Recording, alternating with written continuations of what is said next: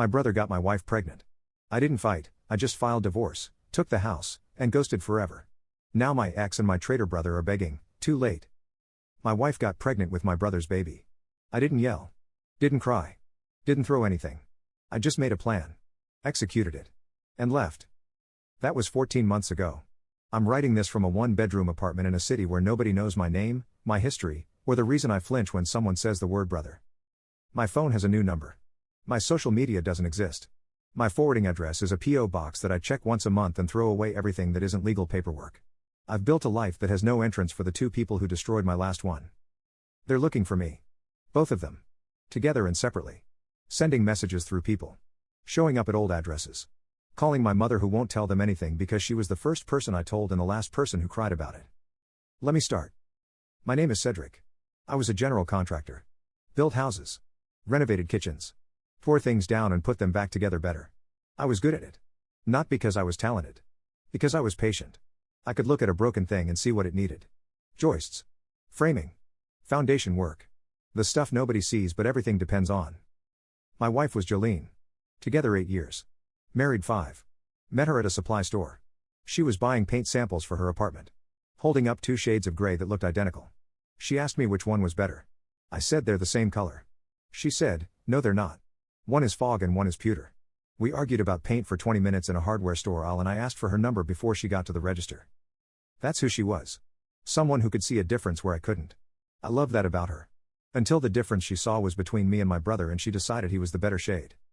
Spencer is my younger brother. 3 years younger. We grew up close. Same room until I was 14. Same high school. I taught him to drive. I got him his first job on a crew when he was 19. He wasn't built for construction. Too restless.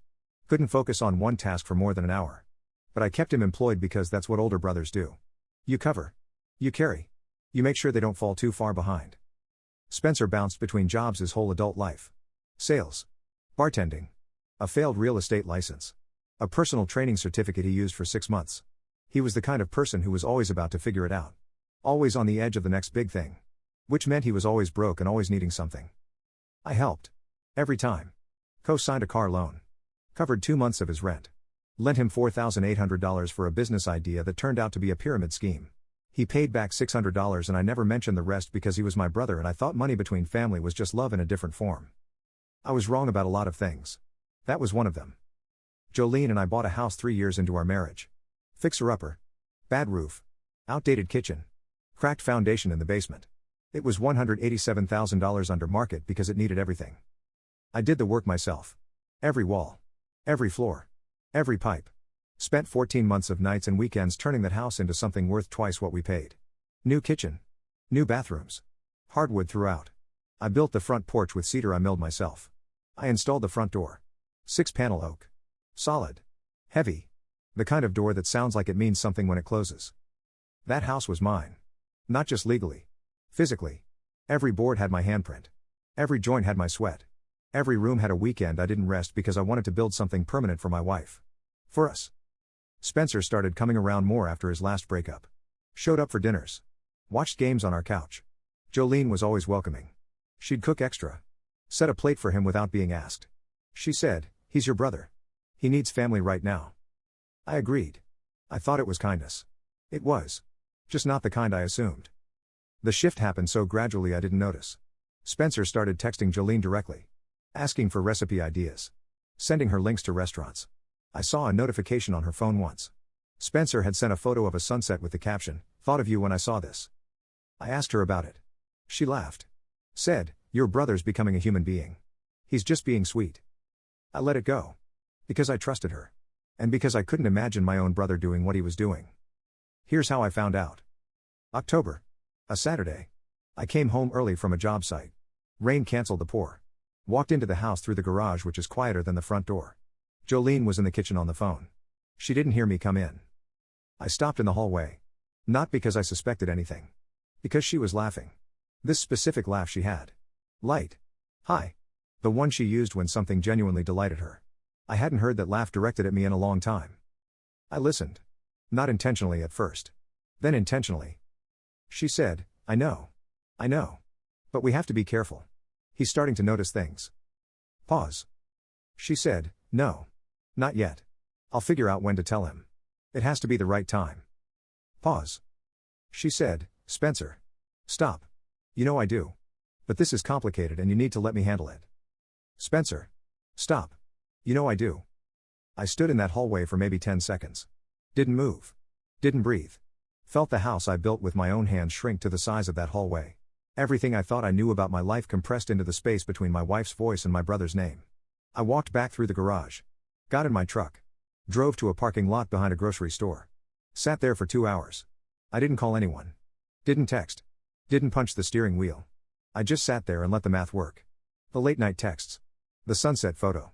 The dinners where Spencer and Jolene would be mid-conversation when I walked in and would stop like I'd interrupted something. The way she started dressing up for family dinners that she used to attend in sweatpants. The timeline built itself. I didn't have to construct it. I just had to stop looking away. When I got home, Jolene was watching TV. Normal. She said, "You're home early." I said, "Rain." She said, "Want me to make something?" I said, "No. I'm good." I sat next to her on the couch. Watched whatever she was watching. She put her head on my shoulder. I let her. And something in me closed. Permanently. Like a valve shutting. I could feel the exact moment I stopped being the man who would fight for this marriage and became the man who would dismantle it. That night after she fell asleep, I went to the basement. Our filing cabinet. Every document I'd ever saved. Mortgage papers. Renovation receipts. Material costs. Labor hours logged. Building permits. Inspection reports. The appraisal we got after renovations showing the house was now worth $168,000 more than what we paid. $168,000 in equity that my hands built. I photographed everything. Every receipt. Every permit. Every hour log. Organized it by date. Uploaded it to a cloud drive she didn't know about. The next morning I called a lawyer. Woman named Whitmore. Came recommended by a contractor friend who went through a bad divorce. I told her everything. The affair. The phone call. The house. The equity. She said, "Did you confront her?" I said, "No." She said, "Good. Don't." She asked about the house. I explained. Purchased jointly, but I paid the down payment. $38,000. From savings I'd accumulated before the marriage. I had bank statements proving it. The renovations, all $74,000 in materials and documented labor, were done by me. I had every receipt. Every photo. Timestamped. She said, "This is one of the most documented renovation cases I've ever seen." I said, "I'm a contractor. I document everything. Force of habit." She said, "That habit is about to save you 6 figures." 2 weeks later, Jolene told me she was pregnant. She did it at dinner. Candles. My favorite meal. She made pot roast. I knew before she opened her mouth because she'd never made pot roast on a weeknight. She said, "I have something to tell you." I said, "Go ahead." She said, "I'm pregnant." I looked at her. She was smiling. This hopeful, terrified, searching smile. Waiting for my reaction. We'd been trying for a year. Casually. Not with doctors or tracking.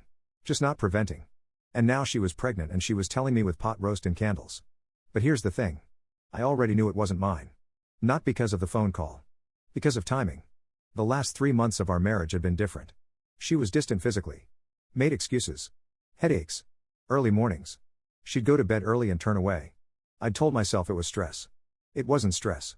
She was sleeping with Spencer and the guilt made it impossible for her to be with both of us at the same time. So when she said, "I'm pregnant," my first thought wasn't joy. It was confirmation. I smiled. Said, "That's amazing." Stood up. Hugged her. Held her. Because I needed 4 more days. Whitmore had told me. Don't file until I have the full financial picture. She was still pulling records. Running comps. Building the case. So I held my pregnant wife in my kitchen and told her I was happy while my lawyer was building the blueprint for the end of my marriage. 4 days later Whitmore called. She said, "We're ready. I want to file Friday." I said, "File it." Friday morning Jolene was at a prenatal appointment. Her first one. She'd asked me to come. I said I had a job site emergency. She went alone. While she was at the doctor I packed 1 bag. Clothes. Laptop. Work boots. The box of photos from before our marriage that I kept on the top shelf of the closet. I loaded the bag into my truck. Then I walked through the house one more time. Every room. The kitchen I'd rebuilt. The bathroom where I'd laid every tile by hand. The bedroom where I'd replaced the windows because she said the old ones let in too much cold. The porch I'd built from cedar. The front door I'd installed. I ran my hand along the door frame. Felt the grain. Felt the fit. Perfect. Tight. The way a door should be. I left. Jolene came home to an empty driveway and divorce papers on the kitchen table. On top of the pot roast plate from 4 nights ago that she still hadn't put away. My phone was already disconnected. New number active. Only 4 people had it. My mother. Whitmore. My foreman. My friend Reggie. Jolene called my old number 37 times that first night. I know because Whitmore told me later when the phone records came through in Discovery. 37 times. To a number that no longer existed. She went to my mother's house the next morning. My mother, Irene, opened the door. Looked at her. Said, "He told me. And I have nothing to say to you." Jolene said, "Where is he? I need to explain." My mother said, "Explain what?" "That you slept with his brother. That you're pregnant. That you let him renovate that house board by board while you were meeting Spencer behind his back. What part of that needs explaining?" Jolene started crying. My mother said, "I raised 2 boys in that house on Maple. Cedric was the one who showed up. Every time. For everyone. Including Spencer. And this is what he got for it. So no. I won't tell you where he is. And if Spencer shows up here next, I'll say the same thing to him." She closed the door. Spencer showed up the next day. My mother was true to her word. She said, "You're not welcome here until you fix what you broke. And fixing it doesn't start with finding him. It starts with looking in a mirror." Spencer's response. He said, "Mom, it just happened. We didn't plan it." My mother said, "It happened for months. In his house. On his couch. That's not an accident. That's a schedule." The divorce moved fast because I wasn't fighting for reconciliation. I was fighting for the house. Whitmore laid it out.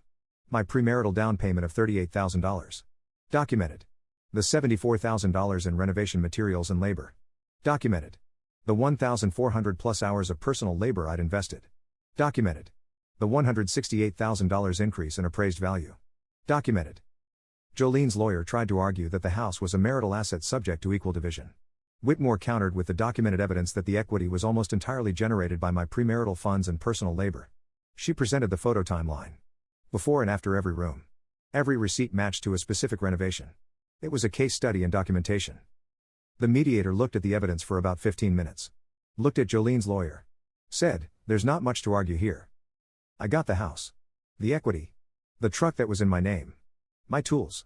My savings. The joint account was split evenly because that was the only thing we'd built together financially. Jolene got her car. Her personal savings. And a studio apartment she had to sign a lease on the same week the divorce was finalized. The house sold 6 weeks later. $355,000. I netted just under $190,000 after the mortgage payoff and closing costs. Took every dollar and moved. Before I left, I went to the house one last time. Empty. Cleaned out. Footsteps echoing on the hardwood I'd sanded and sealed myself. I stood in the kitchen and ran my hand along the countertop I'd installed. Quartz. 47 square feet. Cut to fit around the sink. Then I walked to the front door. Opened it. Closed it. Listened to the sound. Solid. Heavy. Final. I drove away and didn't look in the mirror. New city. New apartment. New phone. New routine. I found work within 2 weeks. A commercial crew that needed an experienced GC. Good pay. Good people who didn't know anything about me except that I showed up on time and my work was clean. I started over the way I build. Foundation first. Then framing. Then everything else. No shortcuts. No rushing. The begging started about 2 months after I left. Jolene found Reggie's number. Called him. Cried. Said, "I just need to talk to him. Just 5 minutes. I'll explain everything. He deserves to hear my side." Reggie told me. I said, "Don't respond." He said, "She sounds bad," said. "Like really bad." I said, "I sounded bad when I was sitting in a parking lot behind a grocery store finding out my wife and brother were together. Nobody checked on me then." Reggie didn't bring it up again. Spencer tried next. Went through mutual friends. Old crew members. Guys I'd worked with for years. One by one they'd call me and say, "Your brother reached out. He says he needs to talk. He says he's sorry." I told every one of them the same thing. "I appreciate you. But I don't have a brother. And if he calls again, tell him I said that." One of them, a guy named Wells who'd been on my crew for 4 years, said, he was crying. Like full breakdown. Said he can't sleep. Can't eat. Says he lost the most important person in his life. I said, "He didn't lose me. He traded me. For my wife. In my house. That's not loss. That's a transaction. He just didn't like the price." Spencer and Jolene tried to come as a unit next. Showed up at my mother's house together. Both of them. On a Sunday. My mother called me that night. She said, they came together. Holding hands. Standing on my porch like a couple. Like what they did was a love story that just needed time for people to understand. I said, "What did you say?" She said, "I said, you're standing on the porch my son built when he was 16. He replaced these boards with his own hands. And you're standing on them together like you deserve to be here. Get off my porch." They left. Jolene had the baby in April. A boy. I know because my mother told me. She heard through a cousin. She asked me if I wanted to know anything else. I said no. She said, "It looks like Spencer." I said, "Of course it does. The baby's existence doesn't hurt me the way people expect it to. I don't lie awake thinking about it. I don't imagine what it would be like if it were mine." That future died in the hallway when I heard her say Spencer's name with that laugh. What hurts is the before. The year we spent casually trying. The months of hope and mild disappointment. The conversations about names. She liked the name Emmett. I liked the name Henry. We compromised on nothing because neither of us would budge and we laughed about it. She was having those conversations with me while she was already with Spencer. The timeline overlaps. The trying and the cheating were happening in the same months. She was hoping to get pregnant with me while sleeping with him. And when she got pregnant it wasn't mine. That's not just betrayal. That's the theft of a future I was actively building. Jolene sent a letter to my P.O. box. 3 months after the baby was born. 5 pages. Handwritten. I know because I held it up to the light at the post office and could see the density of ink through the envelope. I didn't open it. I wrote "Return to sender" on the front. Dropped it back in the mail. 2 weeks later another letter came. Different handwriting. Spencer's. I recognized it from birthday cards. I did the same thing. Return to sender. A third letter came a month later. Jolene again. This time the envelope said "Please" on the front. In capital letters. Return to sender. They sent 4 more letters over the next 3 months. I returned every one. Never opened a single one. My mother asked me once if I was curious about what they wrote. I said, no. She said, not even a little?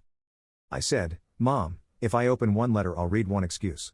And one excuse will make me feel something. And feeling something will make me respond. And responding will give them access. And access is what they want. Not forgiveness. Access. The right to be in my life again. And I earned the right to say no. She didn't ask again. Spencer tried one more thing. He called every general contracting company within 100 miles of our old town. Asked if a Cedric was working there. Some said no. Some hung up. One foreman, a guy who didn't know me but had heard the story through the trades network, said, "Even if he was here I wouldn't tell you. What you did is the kind of thing that gets talked about on job sites.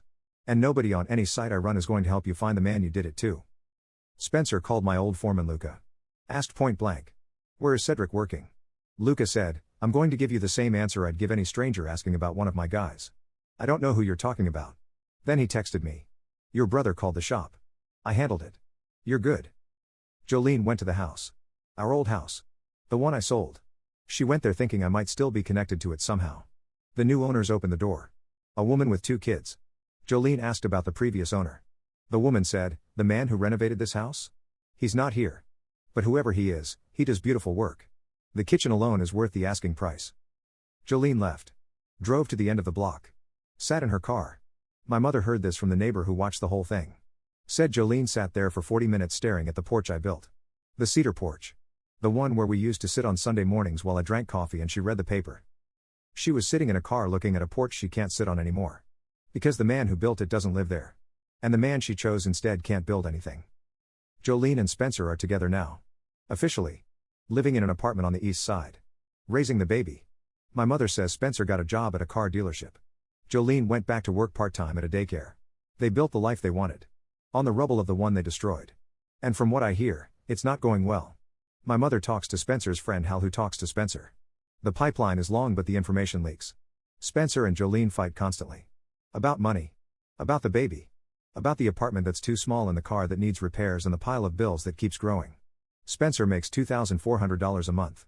Jolene makes less. The math doesn't work. It never did. The affair ran on adrenaline and secrecy. The relationship runs on rent and formula. Those are different fuels. One is exciting. The other is exhausting. Hal told my mother that Spencer said, "She's different now. She's angry all the time. She blames me for everything." My mother told me that and I almost laughed. Almost. Because I know what happened.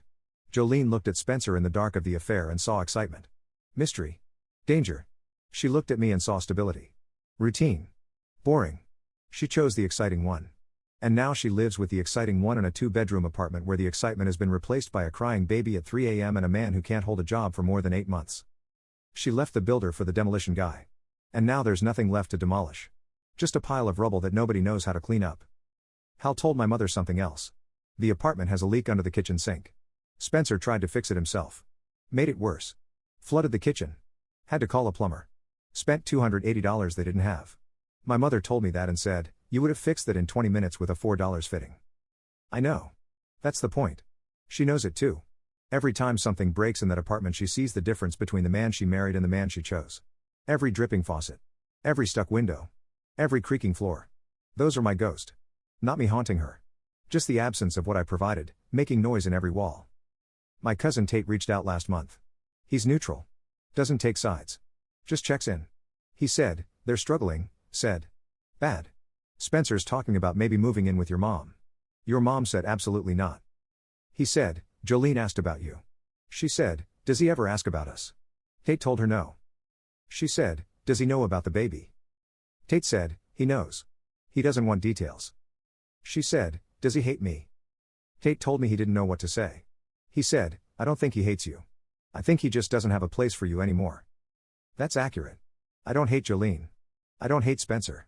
Hate requires energy. Investment. A space in your head that the person occupies rent-free. I evicted them both. The apartments are empty. The locks are changed. There's no vacancy. Last week I finished a job. Kitchen remodel. Nice family. 2 kids. The husband helped me carry in the countertop and his wife made coffee for both of us, and they argued about backsplash colors for 15 minutes while I measured the wall. They reminded me of something. Not me and Jolene. Something older. The idea I had when I was 25 about what a house is supposed to feel like. 2 people building. Together. Disagreeing about paint colors. Making each other coffee. I drove home after that job and sat in my apartment and felt something I hadn't felt in 14 months. Not sadness. Not loneliness.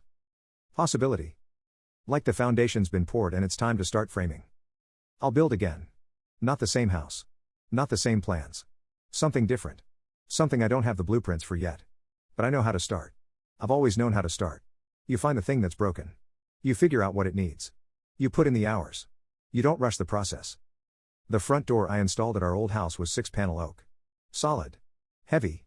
Built to last 50 years minimum. I hung it myself. Leveled it. Shimmed it. Made sure it sealed clean. I closed that door 14 months ago. The sound it made was the same sound it always made. Solid. Heavy. Final. I'm not opening it again. They can knock all they want.